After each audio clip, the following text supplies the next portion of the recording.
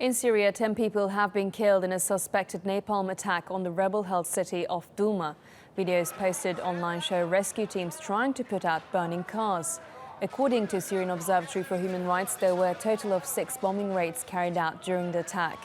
Meanwhile, more airstrikes have struck rebel-held parts of homes.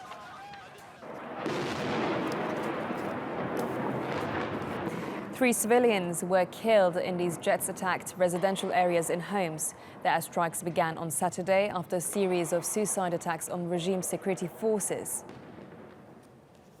Despite the violence in Syria, talks aimed at resolving the conflict are continuing in Geneva. The UN mediator Staffan de Mistura has met both sides separately in an effort to reach an agreement. Sara Firth has been following the talks from Geneva. Well, it remains incredibly slow progress here in Geneva. Things have been inching forward. In the coming days, we're expecting to see both the delegations submitting procedural document feedback. We know that the UN envoy gave them those documents and that their feedback hopefully will give a little bit more clarity as to the likelihood of both sides actually getting around the negotiating table for direct talks. Now, I sat down with the leader of Jaish al-Islam, Mohammed Alloush. He's the leader of the group that's actually fighting on the ground in Syria. He's also a member of one of the main bodies of the opposition delegation here in Geneva, to find out a little bit more about exactly what's been going on with alleged ceasefire violations on the ground from both sides and the possibility of direct talks actually taking place.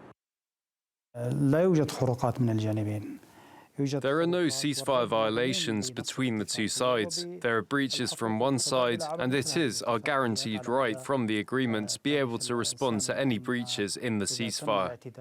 I personally received big promises from the head of the Russian delegation in Astana, but they have yet to implement them. Russia needs to gain some credibility when it comes to their promises, to ensure its position as a real guarantor. When we spoke to them about the violation of the ceasefire, they told us they're trying. I said, that is not enough. Realistically, there's a lot of pessimism at the moment over the process. Do you think that there's any chance of the opposition delegation and the Syrian government delegation actually getting in the same room for talks? It could happen sitting around the same table. In Astana, we broke that barrier, and in Geneva too, the opposition delegation sat with the regime delegation. However, choosing Bashar Jafari as the lead negotiator is a message from the regime to the world and to the revolution, because he doesn't want a solution.